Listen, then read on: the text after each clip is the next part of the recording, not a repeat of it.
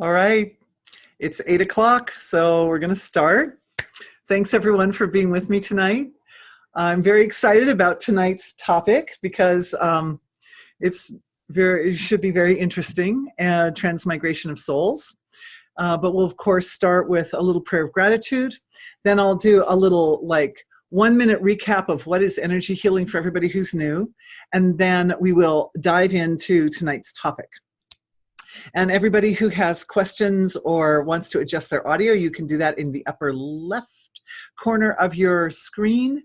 And everybody gets recordings of both today's session and tomorrow's session through your email. So anybody I don't have your email, be sure to leave that for me so you can get recordings. Okay, thank you. Thank you to the source of creation, the birther of the multiverse, for being this live webinar. Thank you for being everything. Thank you for being all the beings, all the forms of creation, all the forms of life, all the expressions of life. Thank you in particular for being the ancestors and for the presence and the loving support of the ancestors for tonight's session. Thank you for being the divine in all of us, for being here, and for blessing the webinar with the ability to work concisely and powerfully and efficiently, and to support the highest and best possible outcome for the work that we do tonight, and bearing in mind and aligned with cosmic evolution and the highest and best good for everyone. And thank you with deepest sincere gratitude to the eternal tradition of wisdom, without whose presence and work the flow of knowledge would not exist. And so thank you for that. Thank you for the holy tradition. All right. Okay, so 1 minute, 2-minute recap of what is energy healing. Energy healing is the ability to focus attention concisely and intelligently in order to produce specific effects in the relative field of creation. And that means that attention, our attention, is basically divine in nature. It is that aspect of the pure field of being which we have the ability to control. We have the ability to make it go where we want it to go. That's pretty cool. Humans are endowed with that ability.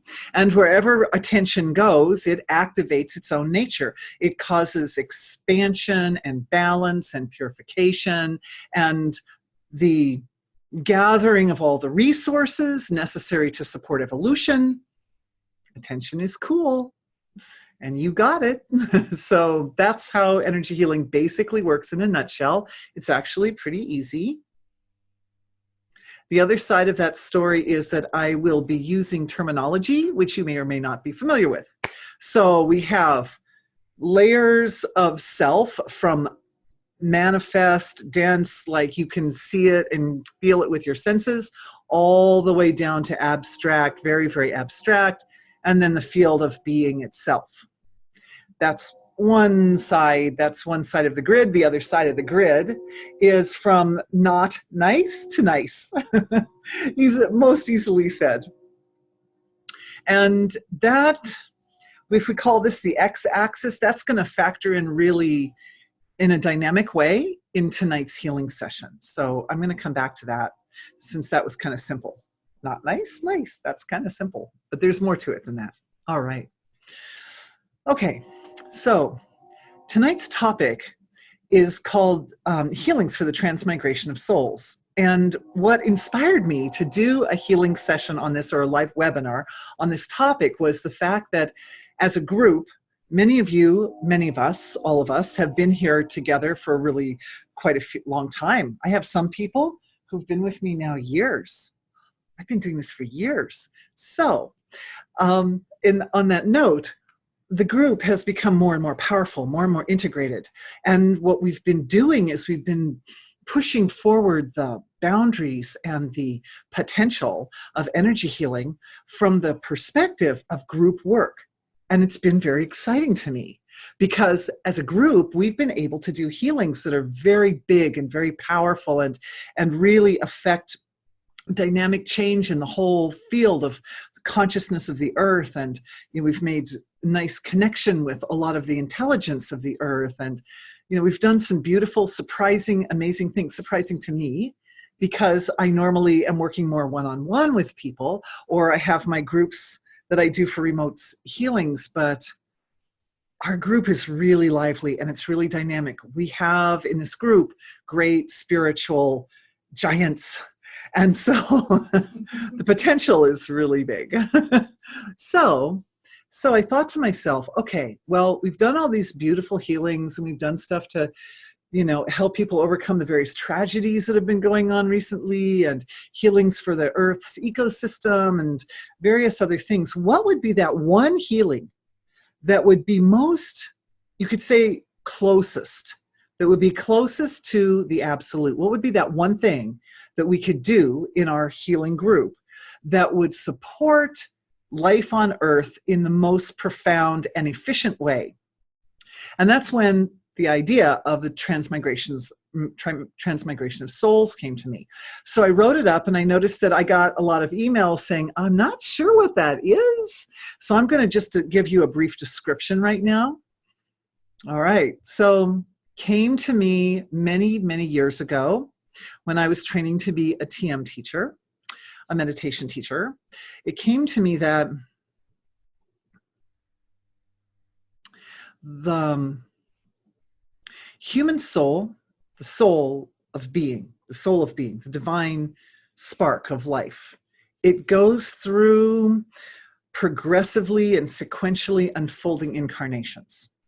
So in other words, where you will be in the future will be a higher, more evolved level than where you are now. Even if it doesn't appear to be so, even if it sometimes appears to go backwards, it's still overall thrust of the universe is forward because we live in an expanding universe. So we're moving forward. So what that means is that very often souls move from simpler forms and even on Earth through animal incarnations and then up into human incarnations. And human reality is so beautiful. The essence of our nature is expansion. The essence of human nature, expansion. Because that's what we do. We learn new things and we have experiences we didn't have before and we get surprised. And so human nature has this ability to do this expansion thing, which is an exquisite gift to the Creator, because the Creator is everything. Everything that ever was, everything that ever will be. So there are no surprises to the Creator, right? Like, what's to learn if you know everything, if you are everything? There's nothing to learn, except if you make humans. Because if you make humans, humans get to learn things. They get to have that experience of, oh, and that's a cool experience for the Creator. So that's what we're providing to the universe, is that experience of surprise and wonder and amazement. It's a fun experience, right? That's what we're doing here.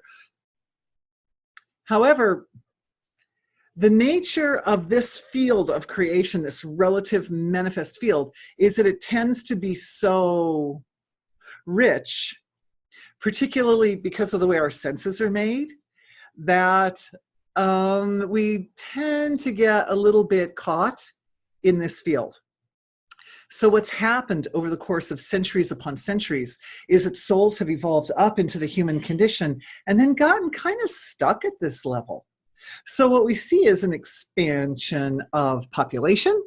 We see lots of people in our world who are rising in their ability to embrace the deepest levels of truth, but not there yet.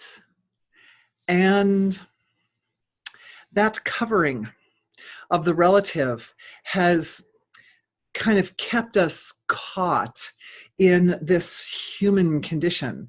So what's happened is we've been exploring for centuries the process of evolution from like a more animal state up through what does it mean to be human, what does it mean to be human, like that. And at the upper end of the frequency band of reality, remember our x-axis, right? So from not fun to fun, or from hellish to heavenly, or however you want to look at that relationship, we've explored the beginning phases and the journey. But the upper end is a little bit nebulous. And the reason is that in order to really understand the upper end and those higher frequencies, it's necessary to hone our senses and our perceptual ability to dive into the really finer levels of creation, the areas that are not relative material. The areas that are not relative material. So it hasn't been explored very much. The upper end of the y-axis, x-axis, hasn't been explored very much. So it occurred to me that as a session, as a webinar, what would be useful, would be valuable, as an aha moment, is to do healings for the upper range, to open that upper range up, and to be able to really see what are the fine mechanics. How does the human condition, how does the human psyche and the human being move from the human condition, and how does it integrate up into those finer, more beautiful levels of the relative manifest world in which we live? How do we embody divinity? So that's the area that I wanted to work in with today's webinar. How do we expand our consciousness into that level? So the idea is, oh, and also not one, but two emails came into me this week saying, thank you very much for everything you're offering, but could you stay off the rocket science and please give us fluffy cake? Not everybody is ready to be a rocket scientist, although I know some of you are. Anyway, but still. So I wanted to make this as fluffy as possible by orienting today's session toward the healings, and to give some practical exercises and different things that we can do to support refinement of perception, integration of totality in the field of consciousness,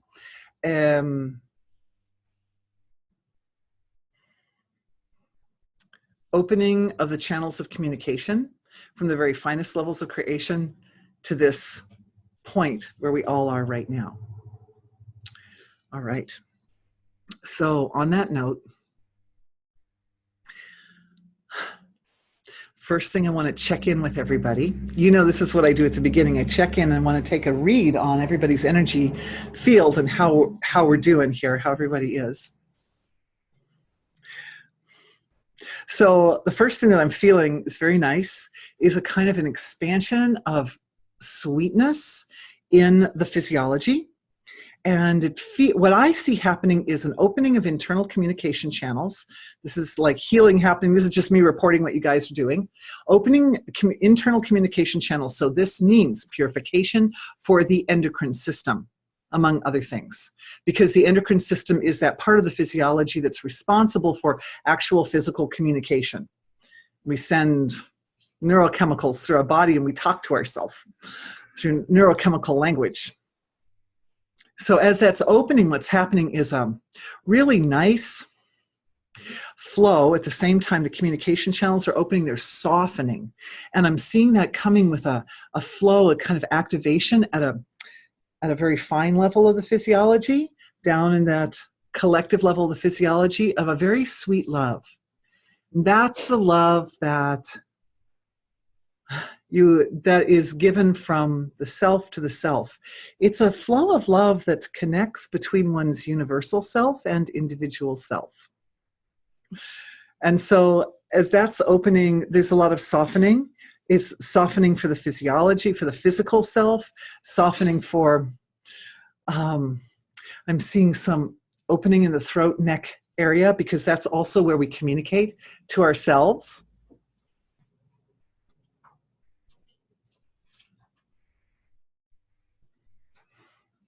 Thank you. and it's going down into the solar plexus area, and I'm seeing down in that area some increase in self-trust.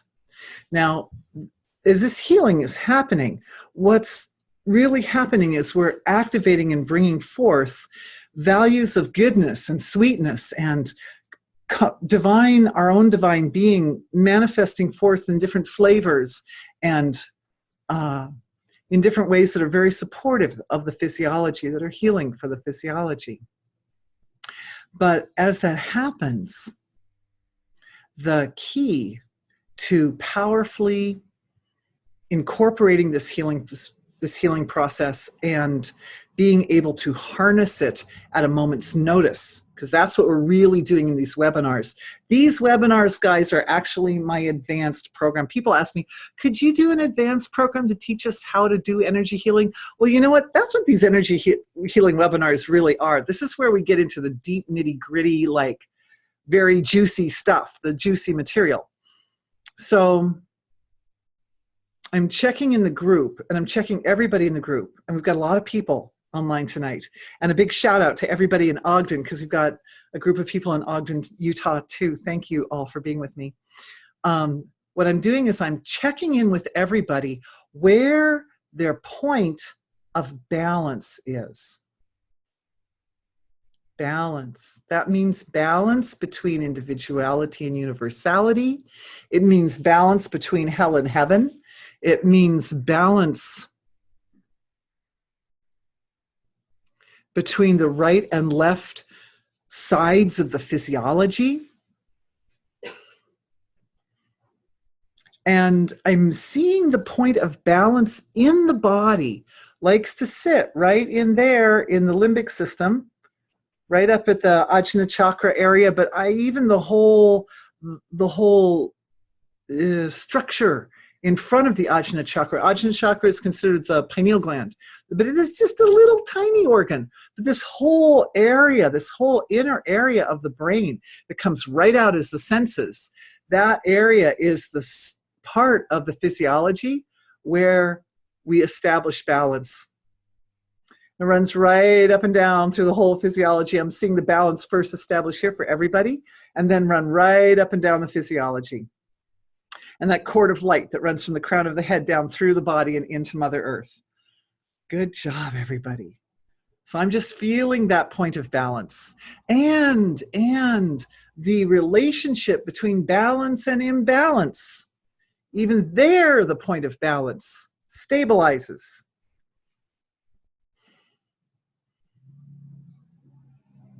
And when I'm saying that, I'm feeling that value of balance. Everybody lights up in their point of balance, and then it like flushes through our group, and it's shooting out in every direction at the same time to the whole world. So this ability to condition ourselves to a point of balance puts us in a position to open up that balance to the whole creation. What's important about that is that being is balance. The unified field of all the laws of nature is considered to be a supersymmetric field. So when our own awareness has found its way into not identifying with the darkness and not identifying with the light, but finding that point in the middle where awareness can be in its wholeness and can also embrace the dark and the light and everything, then at that point, we are integrating together with being. Being is a state of perfect balance, absolute supersymmetry. Very nice. And that condition is speaking to the physiology, right down the core of the physiology. Good job, everybody. I've got questions coming in. I want to answer all questions. I've got way cool questions over here too. So let me just check. I think since these guys came in first, I'm going to check this question first because we have, I just would like to say too, there's warm water on the stove, just in case anybody wants that. And please feel free. Okay. So here's a really wonderful and I think practical question. Why is it that some people are so draining? Why is that? A few people that I know like to talk, and they sit down beside you and start telling a story or talking, and afterwards I feel so drained. It's like they're pulling tentacles on me and sucking my energy. Right? How many we've had that experience before? Sure, everybody's had that experience at some point or another. And are they attaching hooks and cords? And is there a way to defend against this? And this gentleman is wondering if there's some gem or crystal that may help with that. And he was kind of asking, you know, his inner guidance if he could break any hooks and cords. And it did seem to help. And also he was wearing a gem called a zestolite. But at the time, so that did seem to help. But the question is, are people who do that, are they aware that they're doing that? And also, he wonders if there's a way to help them get over whatever dysfunction they have that would cause them to do that. All right. Amazing and really good question, because I feel like that question really relates to everybody, right? How many people have had that experience? Probably, oh, look, everybody over here has raised their hand. Oh, people, 3, 4, 5 people raising their, oh, 5 people raising their hands online too. So yeah, it happens, man. It really happens. So lots of people are raising their hands online here. All right, so my experience is that when people do that, they aren't consciously aware. I don't think there are occasion. No, I don't think it's at the conscious thinking level. It's at more of a subconscious, unconscious level of their being. They probably think that they're being entertaining and interesting. And yes, there are definitely hooks and cords are definitely attachments. Because why? Because our attention is divine, right?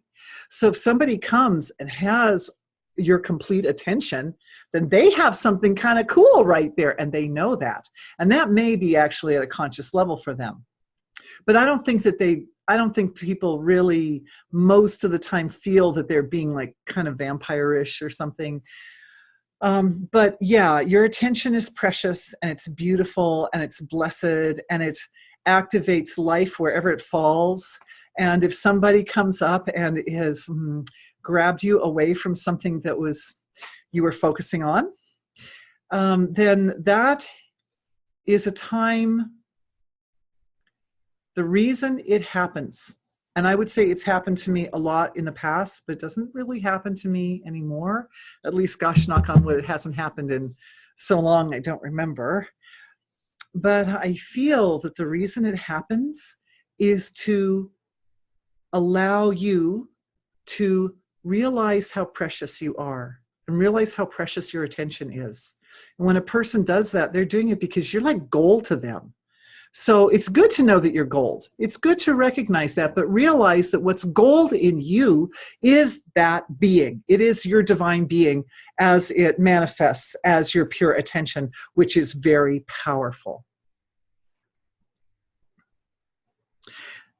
Clearing hooks and cords is a free offering on my website, so as not to take too much of our time tonight, because I love you and I want to make sure that we cover new material too. I encourage everyone to check out that link on my website.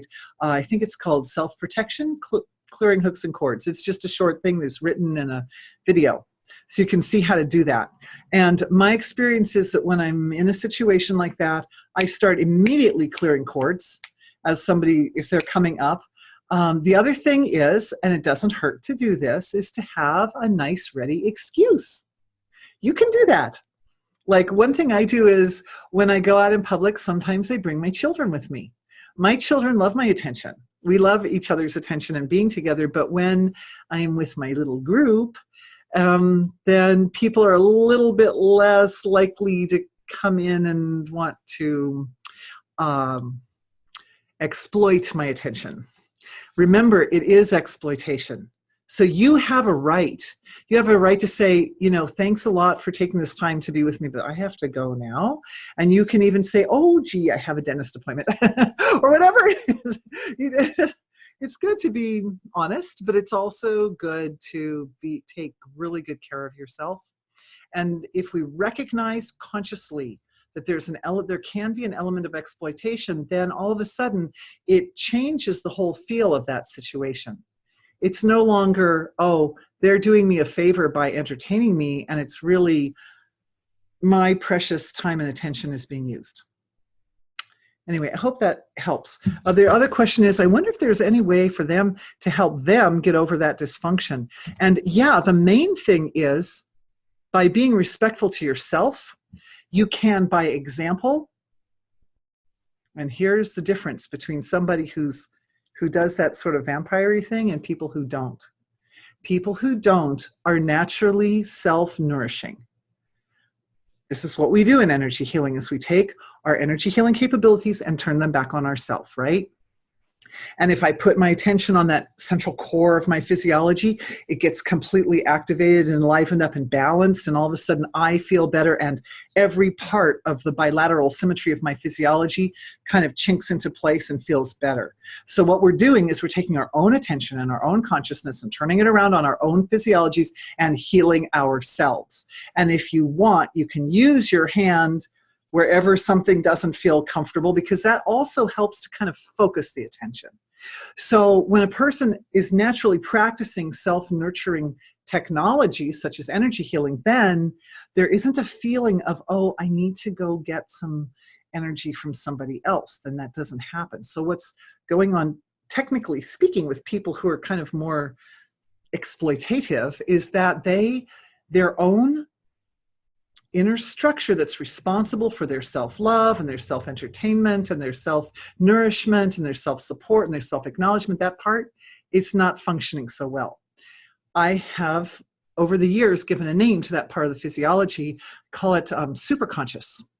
And that's actually a name that my dear friend Nick offered to me. Superconscious represents that part of the physiology that ranges from very subtle to very dense, and it's the part of the body, it's the part of the self energetically that's responsible for self-healing and self-loving and self-protection and self-support. And sometimes when people are little, they give away their autonomous control over that part of themselves. That happens because it's a known fact that if you have control over another person's ability to love themselves, you have control over them. And that happens sometimes, that when we are innocent or vulnerable, somebody else comes along and says, well, I'm going to help you out here by taking control of your ability to love yourself. And when that happens, things can go bad. So this is a good time looking into our group and looking into not just who and what we are right now, but looking into the past and the future and the whole world, because this is for the transmigration of souls, right? So we're looking to the whole world. How can we help everyone on earth comfortably, without guilt, without shame, without remorse, own the autonomous control over their own superconscious?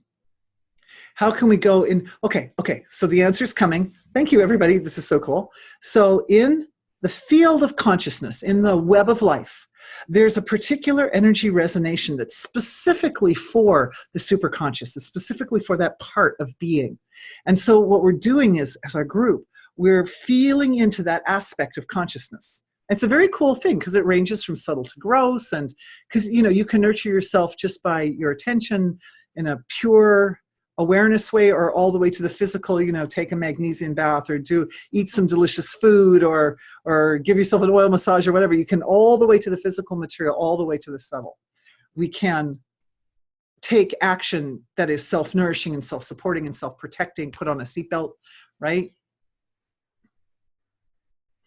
And in that, I'm looking at it, and here's what I'm seeing, because I get to be your eye, I get to be another set of eyes and the mouth here. And what I'm seeing is there are discordant feelings stuck in that part of the being at a collective level, the collective of the world. There's a kind of a deep remorse, feels like the act of letting go of control over that has caused some lack of self-trust.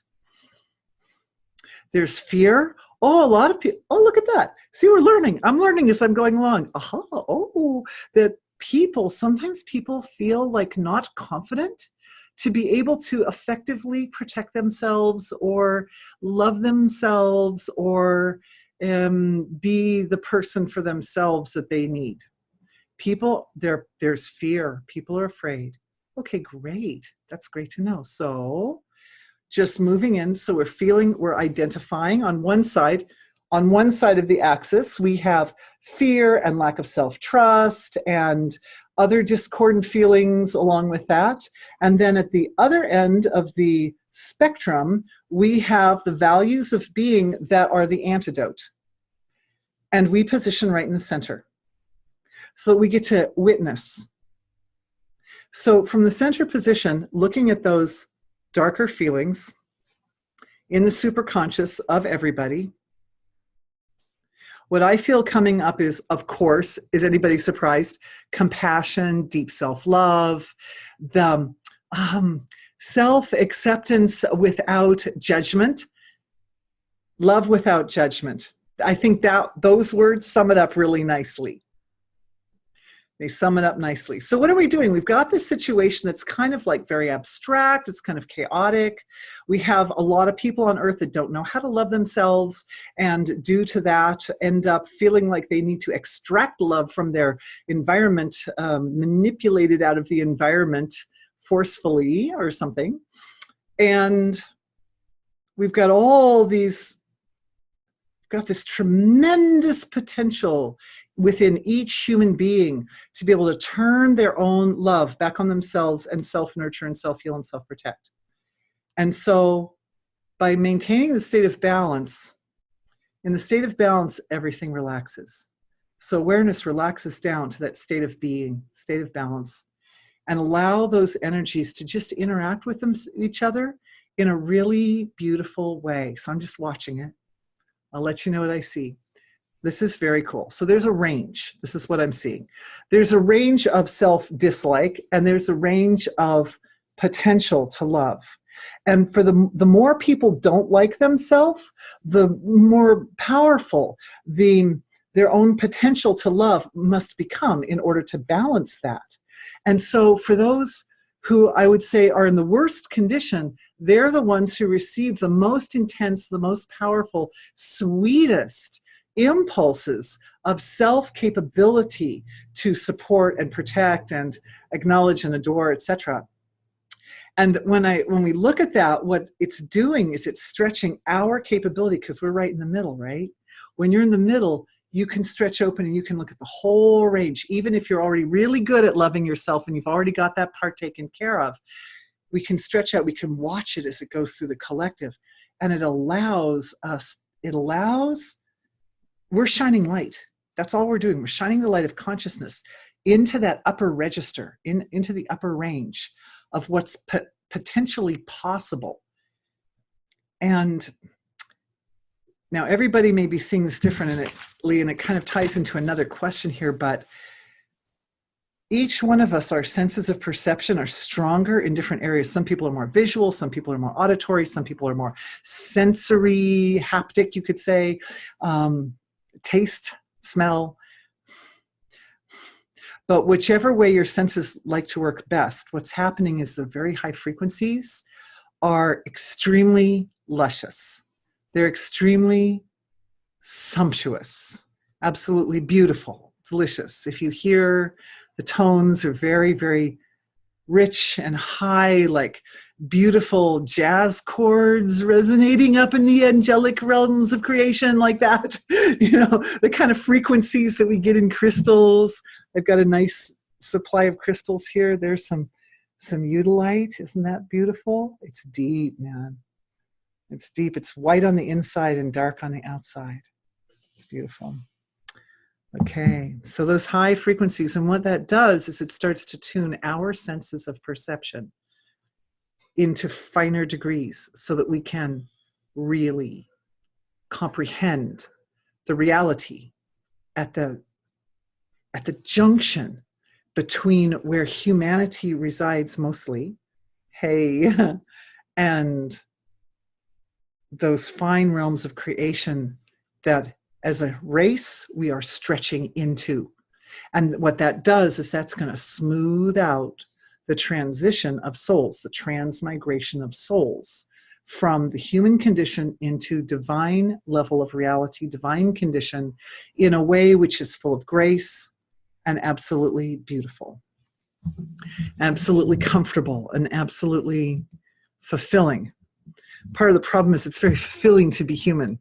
We get to enjoy a very special status in creation. We get to learn. Okay. All right. So I'm opening up my question box here. So one beautiful lady says, yes, she wants the fluffy cake. Refinement of perception, communications, yes. So this work that we did to balance in the limbic system, this is for expanding the ability to see and perceive at finer levels. Also, I encourage everyone to use your nighttime to explore the range of perceptual experience. That means, and right here, this is a very interesting healing part of the session, where what we're doing is we're clicking into, what I'm doing is and as a collective, we're doing this, is we're feeling into the nervous system, the way it functions in sleep and dream state. Because the nervous system functions differently in sleep and dream than it does in waking. And the senses of perception function a little differently. There's more of an overlap. It's more abstract, the way the senses of perception function in sleep and dream. So the overlap there between the senses. So it's much more common in sleep and dream state to experience synesthesic experiences. That means like hearing colors and tasting feelings like that, those kind of overlaps. That's for everyone. And what we're doing is we're looking into the various sensory cortices in the brain and doing an activation for everybody. Our attention goes in and it wakes it up. And that waking up of the sensory cortices, all the different sensory perceptions unite in the inferior parietal cortex, which is kind of like the screen of the present moment where all the different sensory input comes together. So on that screen, what I'm doing, I'm just seeing you guys doing, I'm just reporting, what I'm seeing is the inferior parietal cortex is being offered like a flower, like a gift to your own divinity. We're folding the reality, particularly at an etheric level of the physiology. So you've got the physical inferior parietal cortex, and you've got the etheric inferior parietal cortex, and you've got all the subtle realities of the inferior parietal cortex, the screen of life. And that is being like washed. It's washing. The energy signature of it, the definition of it, is washing into the field of being. And what's very, very beautiful that I'm seeing happening for everyone is that as the reality of that part of the brain kind of washes into the field of being, it relaxes down into that state of perfect balance, into that state of silent source of creation. The silent source of creation is also fluffy cake stuff. It's also rising up. It's manifesting into the relative level of this portion of the physiology, and it's integrating and imbuing its own nature into the inferior parietal cortex. So the inferior parietal cortex is getting a big sort of overhaul right now for all of us. And this is very exciting to me, because what I'm experiencing is a shift in perception for the entire collective of our healing group. And as the perception starts to expand and upgrade, at the same time, we're also becoming more aware of what we're doing together as a collective in order to heal ourselves and in order to heal the world. So that's very beautiful. Thank you. That was amazing. And I'm feeling a lot of waves of gratitude rolling through the system, through the body, through the inferior parietal cortex, because wow, how precious it is to actually have that in our brains, right? That's a beautiful thing. We love you, inferior parietal cortex. We love you being as the inferior parietal cortex. It's an amazing thing. We have these physiologies. The physiologies are so useful. So interesting. And it's interesting, I'm just feeling the energy of the gratitude and the transformation that's taking place in that part of the physiology, just kind of like gelling a little bit, integrating, settling in. There's a little bit of a process that's taking place here. That's what it feels like. It's kind of getting used to it. Our bodies are kind of getting used to it. And evidently that's important. Otherwise it wouldn't be happening. So the getting used to part involves a flow of bliss, and it involves more neural connections between the inferior parietal cortex and the area right up at the top of the brainstem, that area that's got the ventral tegmental area and the substantia nigra where the dopamine is produced. So in other words, the upshot of the healing for the inferior parietal cortex is increased flow of bliss in the brain and through the entire structure, but particularly for the part of for the senses to perceive bliss, to perceive bliss in the relative. So when you see green or when you see red, it's not just red, it's like yummy red. It's like sumptuous, sumptuous. And that's when we start to recognize the divinity in all things and in every perception, and the act of perception itself as a manifestation of divinity. It's being offered to the ancestors. Thank you. That's you guys. You're like, oh, that's what we're doing. And when we offer to the ancestors, what happens is it causes a transformation of our DNA, because that's where the ancestors hang out, right? And that means our bodies are literally restructuring themselves from the DNA up in order to accommodate this experience. Very nice. More bliss. Gratitude, of course, because the ancestors are always grateful when they also receive healing, and they also receive the resources required to allow them to experience more bliss in their lives. Life was harder 100 years ago, 500 years ago, 1,000 years ago. So by offering this healing to our own ancestral lines, what we're doing is promoting a healing through the ages and through the collective of our world.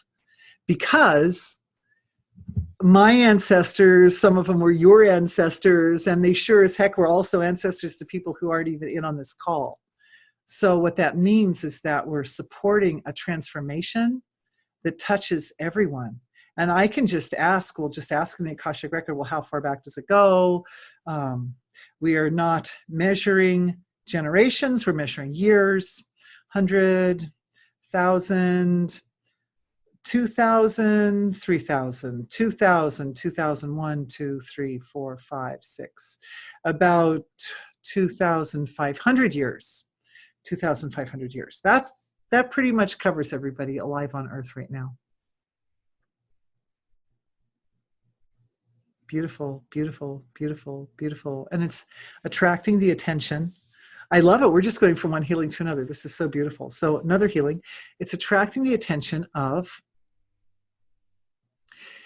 Earth intelligence, which are more subtle, or I would say other inhabitants in our sphere that are on finer levels of creation, like the stones.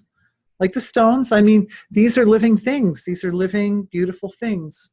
I don't know if you guys can see this stone. It has a pyramid inside the pyramid. Can you see that? They're living things. Their bodies don't change like ours do, but they're really profound and precious. So that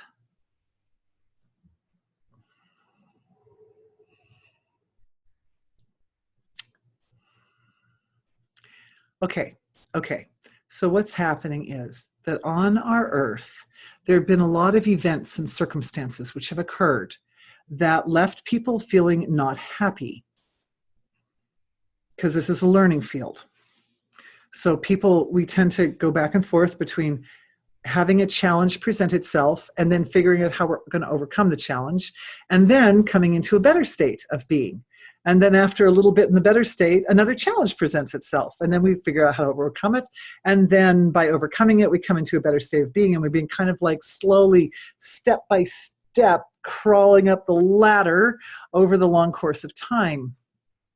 But often at these points, there can also be discomfort and pain.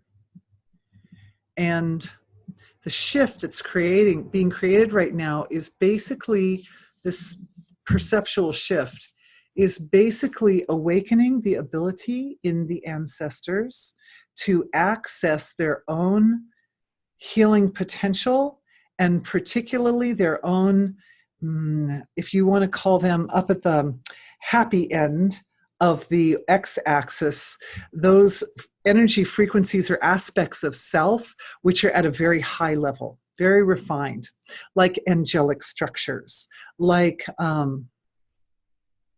values of their eternal intelligence that have resources, information that's useful in specific situations in order to broaden understanding and support the ability to weather an uncomfortable experience more gracefully.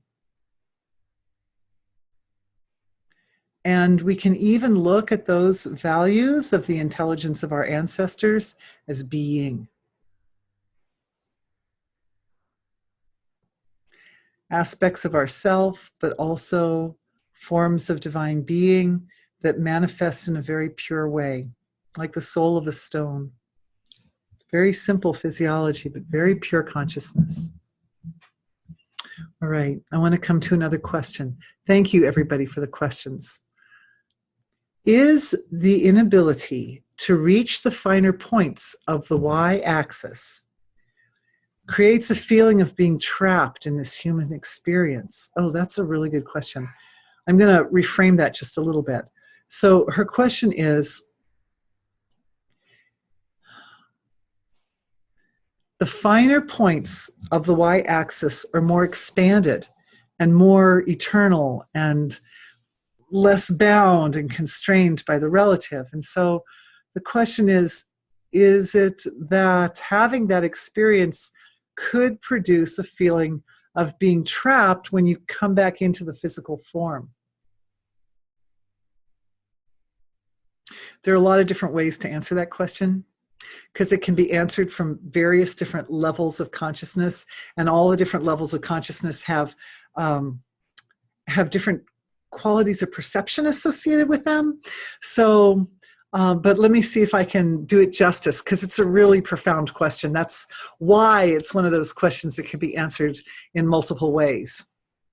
And what I'm doing, just to give everybody here the inside mechanics, is I'm diving into my own field of being and the area of my being that I think of as the Akashic Record. That part of the universe where all the answers are, all the answers exist, and all the answers can be accessed.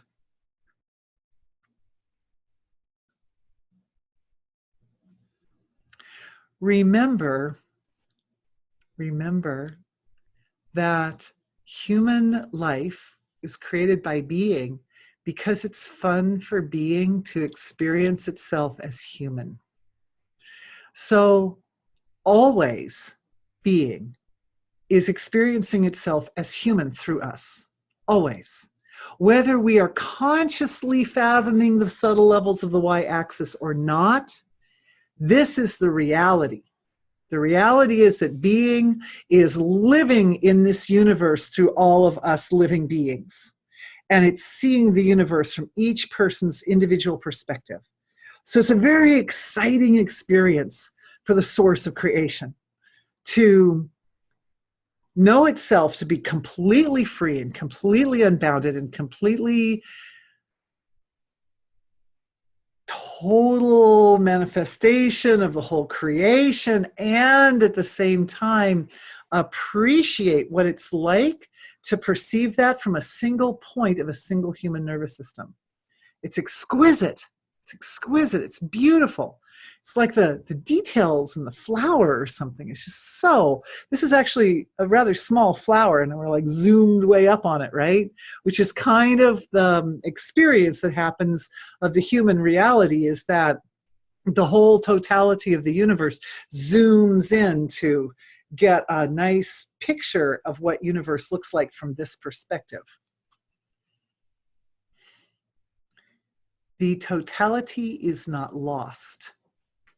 So I think that's the answer to this really good question here, is that even if a person is experiencing the very most abstract, fine levels of their own manifest nature, or even the field of pure being itself, which is completely unmanifest, completely expanded, no boundaries, even then, the manifested form at the surface, it's just a little, it's only this big in the whole universe, that's just a little thing, like a little tinier than a grain of sand on the seashore, that also is being.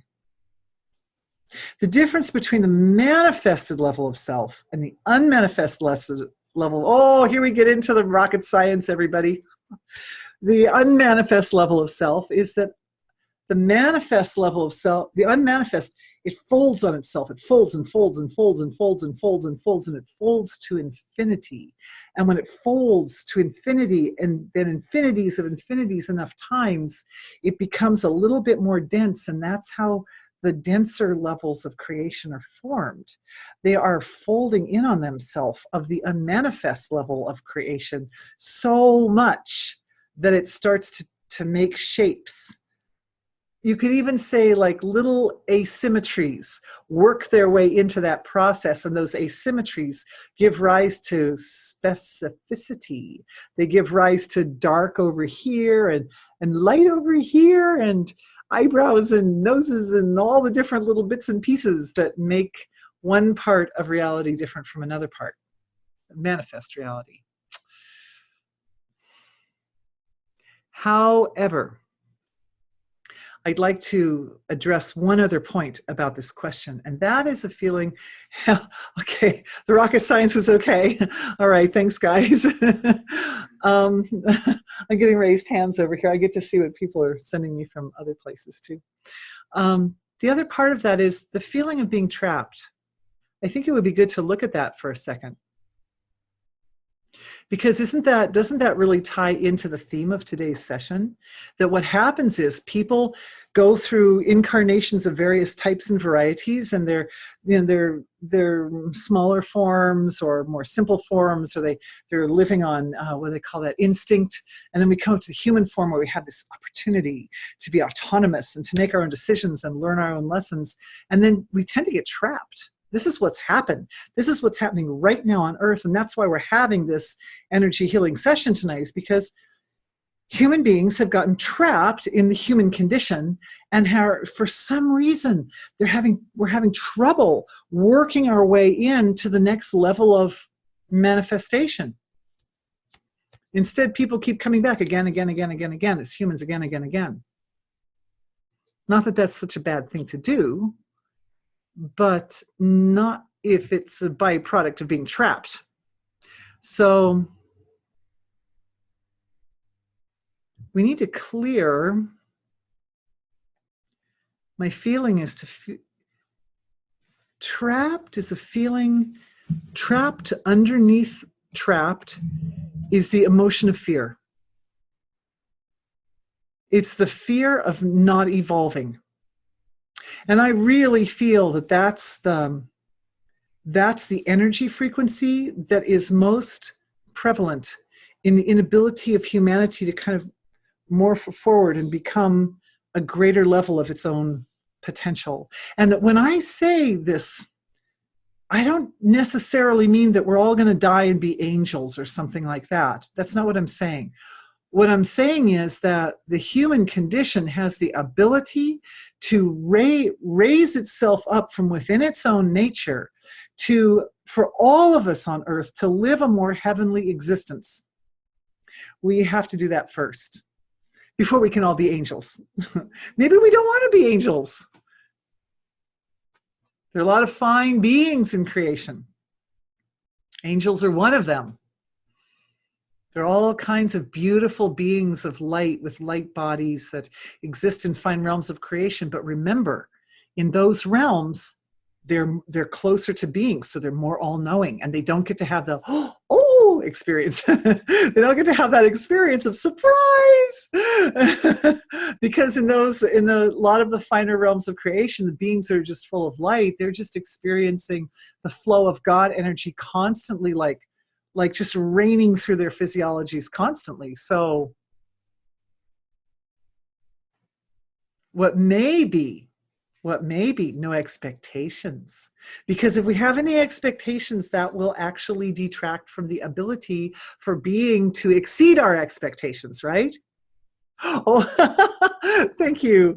One of the panelists is saying that being surprised is overrated.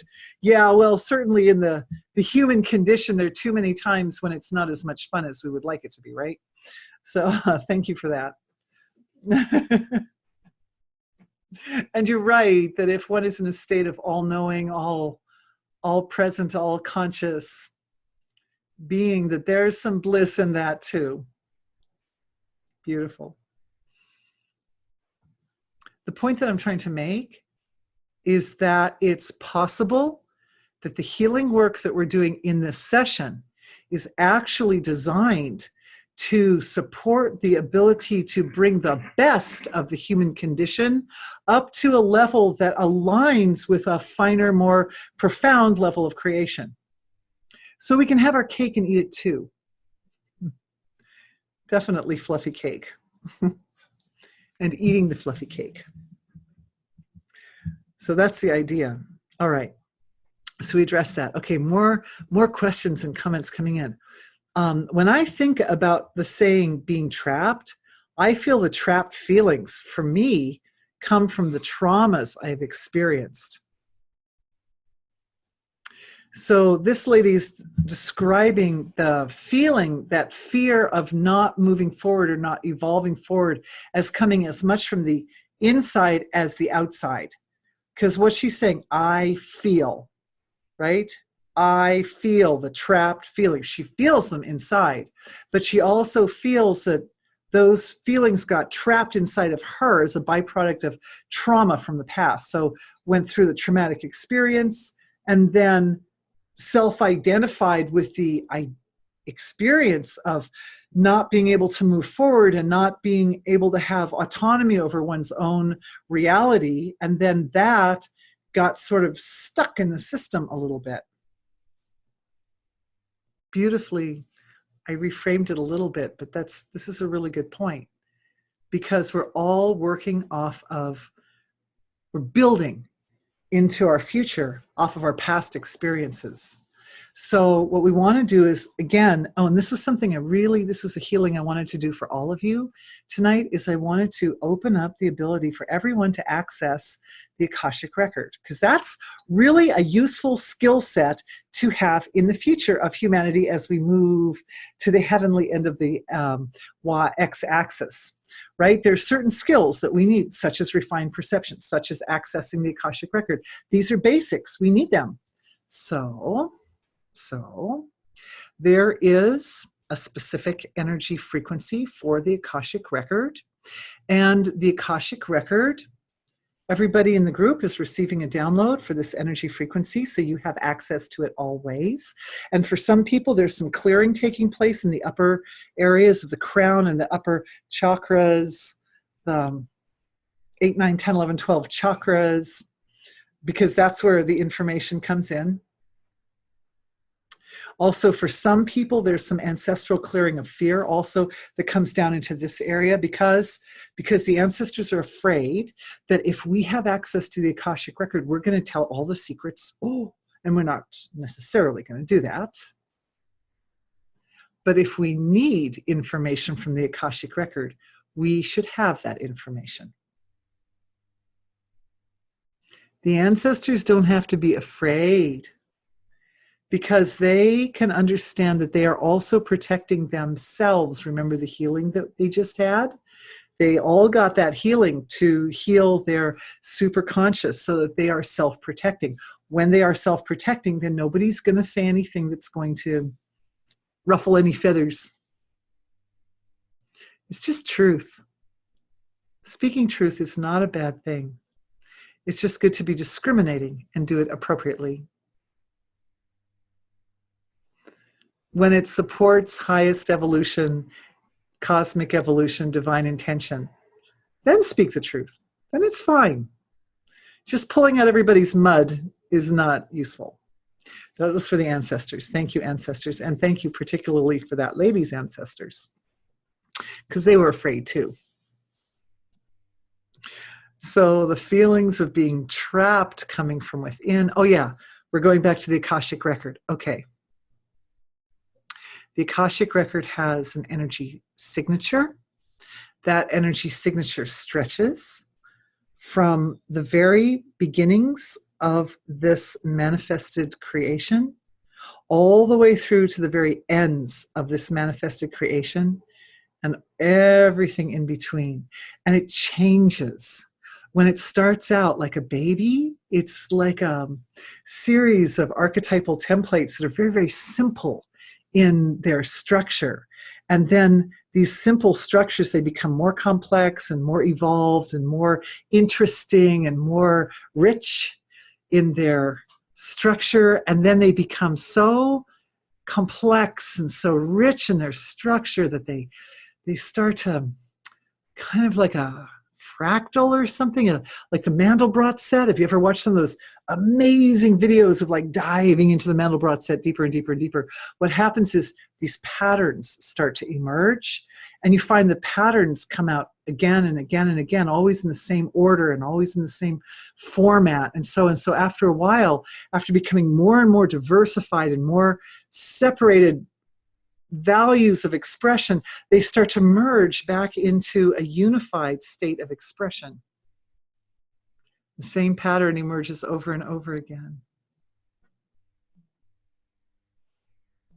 And this is very interesting because with all of us together, I'm having the privilege of experiencing the Akashic record in more detail and more amazingly than I've ever seen it before. So I thank all of you so much for this experience, and add in what I'm seeing, which is there's a quality of love, which I wasn't expecting, which is running like if you think of all the bits and pieces of the Akashic record like beads on a necklace, the string or the chain that holds them together, there's a quality of love that's like an underlying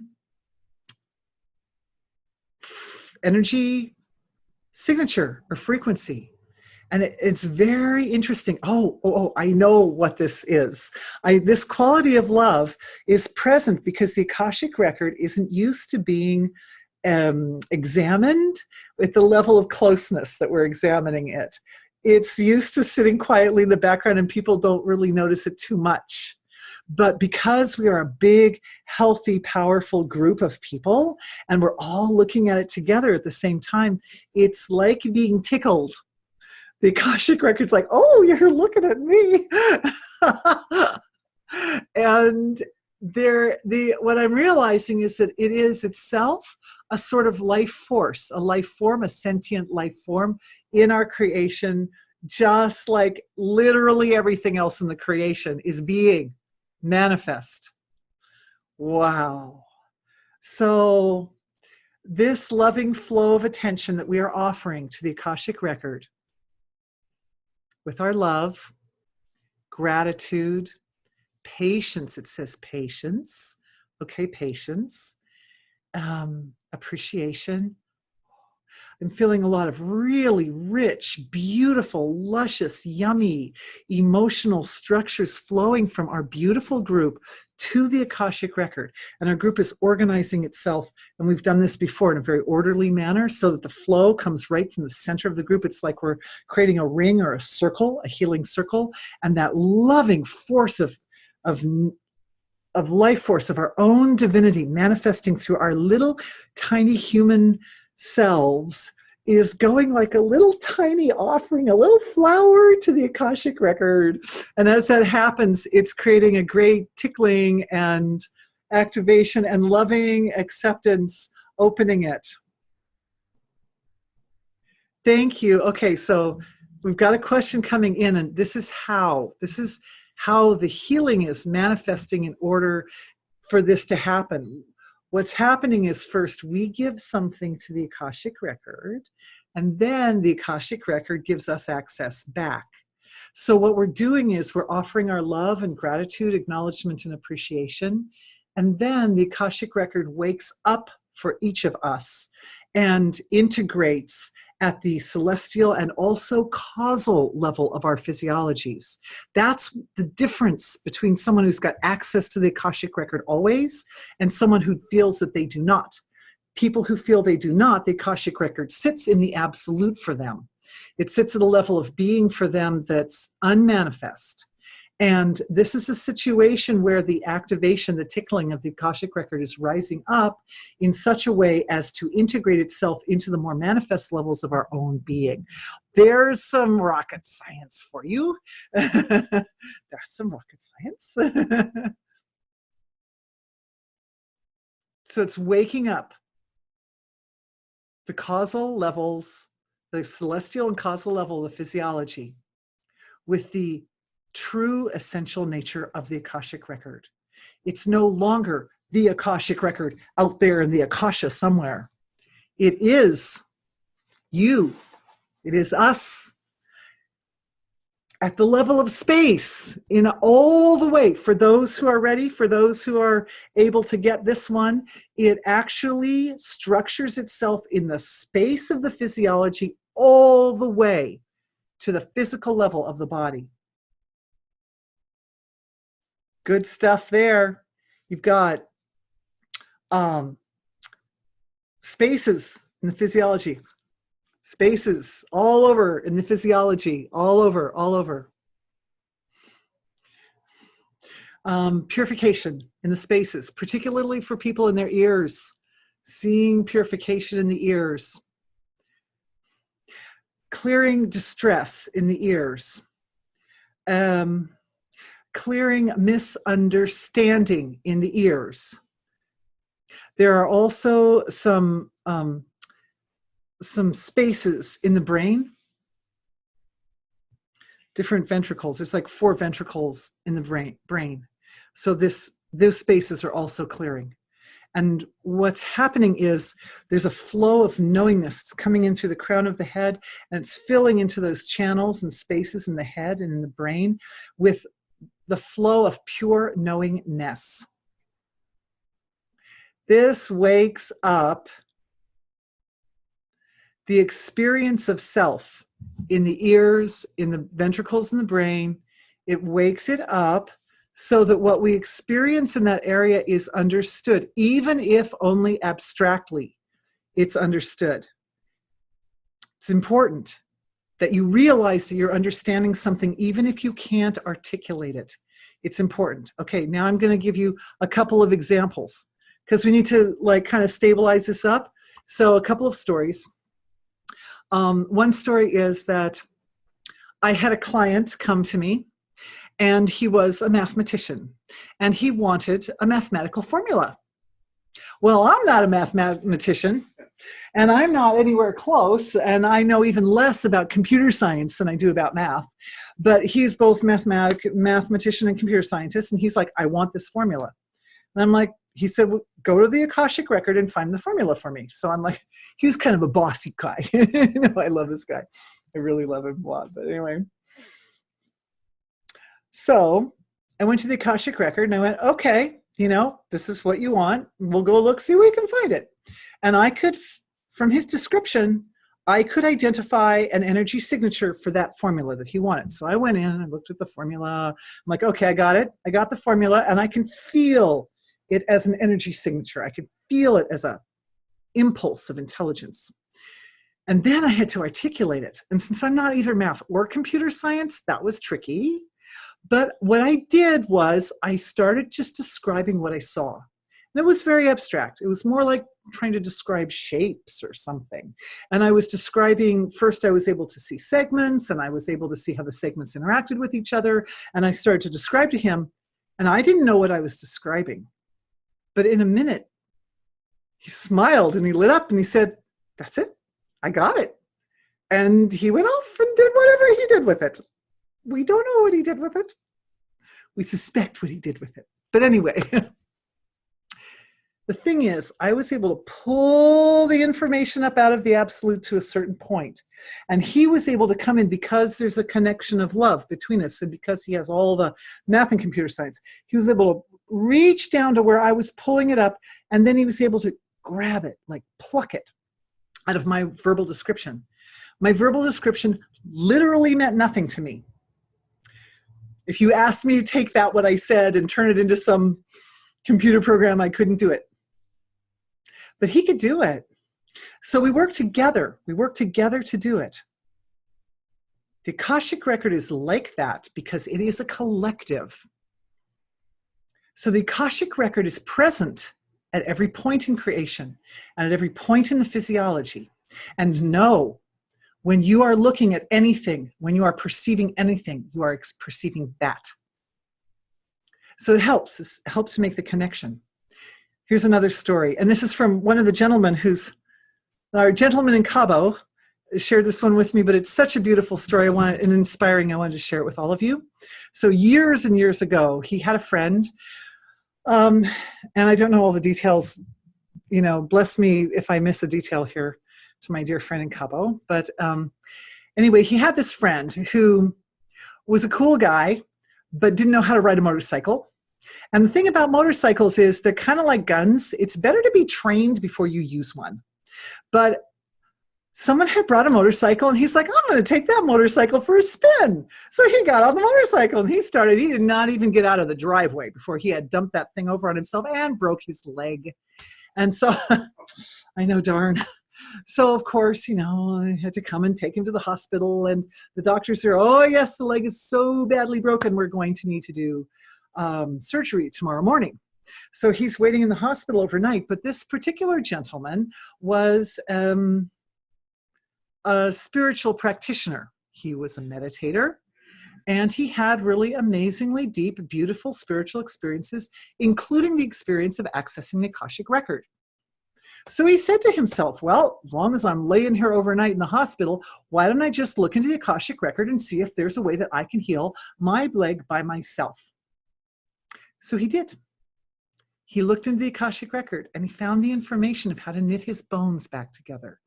And in the morning, the doctor came, they took one more look at the leg and they said, oh, I guess we don't need to do surgery after all. It looks like your leg has healed. I know that sounds crazy, like, oh, how could that possibly happen? But I can tell you, for everybody here with me tonight, in this energy healing work, I really do see miracles like that happen all the time. And sometimes amazing things that people have carried a long time even will heal very, very quickly. And you can do this for yourself, and that's why we're doing this together. And that's why I shared that story with you, so that you can understand that this is something that is possible for us as humans. The other reason I wanted to share that story with you is because I feel that it's that type of functioning that is prevalent in human experience up at the happy end of the x-axis. That's really what we're doing in this particular energy healing session, is we're working our way up to the higher frequencies so that we can start to really utilize our full potential as humans. So we've got a few more questions that I didn't answer yet. So let's look. And we're kind of almost at our time. When you're speaking of fear, our governments are working to create many situations of fear and telling people, be afraid.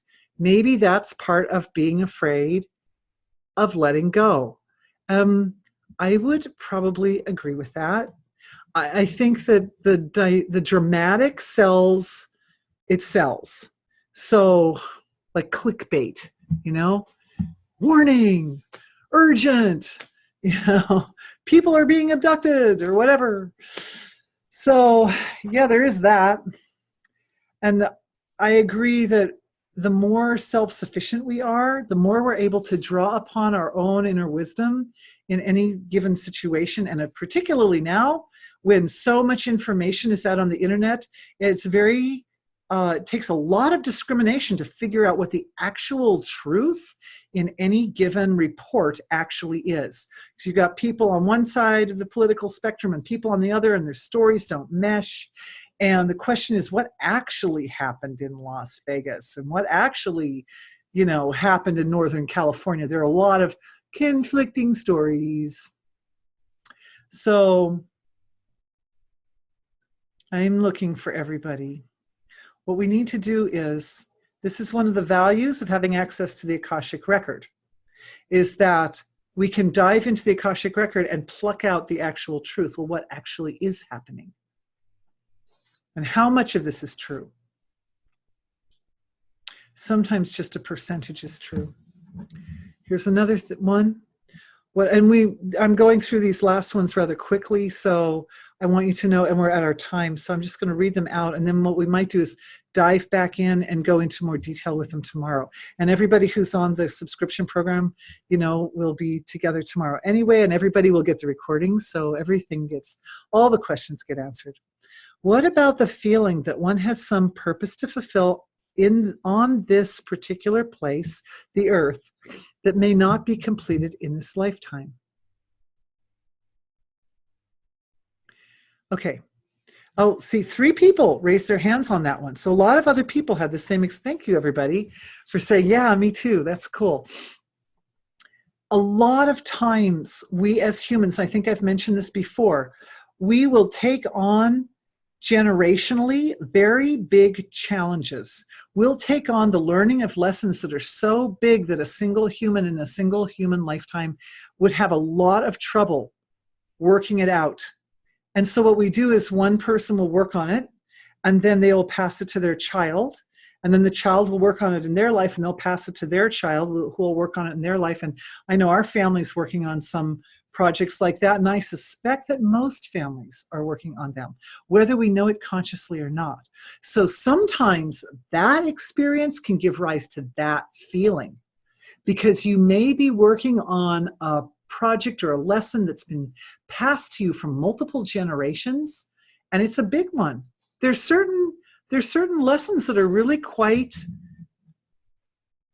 perplexing, such as, where do you draw the line between actions that serve your own personal needs and actions that serve the needs of the collective if they conflict? And if they're real, where do you draw the line? You know, like, how much is it appropriate to self-sacrifice for the sake of the collective? Free will and determinism. There's another one. It's like, as humans, when we think about it, it's like, where do we go with that, you know? The same lady's asking, did you see the movie The Man Who Knew Infinity? No, I didn't. That sounds great, though. I think that's the name. It's like what you described about your access to Akashic Record. Oh, so that sounds like one to put on the to watch later list, doesn't it? Thank you for offering that. All right. Beautiful questions. Beautiful, everyone. Thank you, everyone, for being with me tonight. I know I'm kind of closing down. We'll kind of close it down here a little bit. I feel like the energy frequency wants to just sort of settle down a little bit, because we really covered a lot of territory tonight, including the infinity of the entire creation and, and other things like that. So I'm just going to settle it down a little bit. What's happening is we're coming back to this central area of the brain and sort of central core of the body, and reestablishing our connection with the bliss that came in at the very first healing of tonight's session.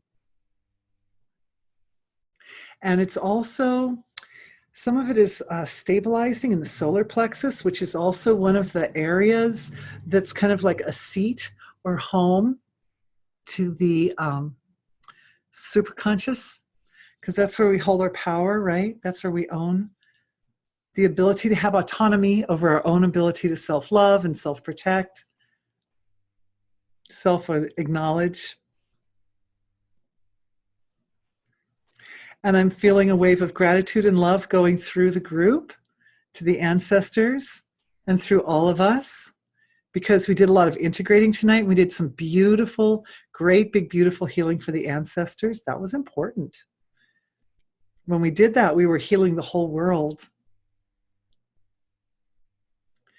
We offered the suggestion that there's a possible expansion in the trajectory of human evolution that would allow us as people to be able to have our cake and eat it too, by having all that's blessed about the human condition, but also being able to kind of, I would say when I was thinking of this earlier, to move that central balance point up the scale a little bit, like expand the scale up on the y-axis to the heavenly realm a little bit more, and push the darker elements up a little bit more. And that would be done by being good to animals, by the way.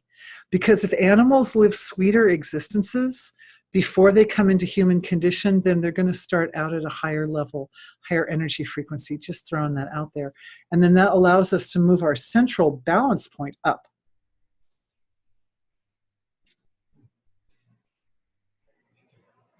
And of course, we finished with a big healing to open channels of perception, refine perception, and access to the Akashic record. So thank you everyone for being with me. This has been very exciting.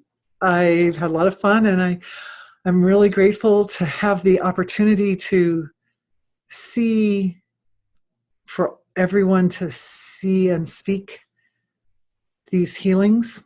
And I'm looking forward to sharing with everyone again tomorrow morning. And what we'll do tomorrow is we will take off exactly from where we are now, and I may go back and sort of address in a little more detail the last 3 questions. All right. Thank you, everyone, for being with me. We'll see you again very soon, I hope. Bye.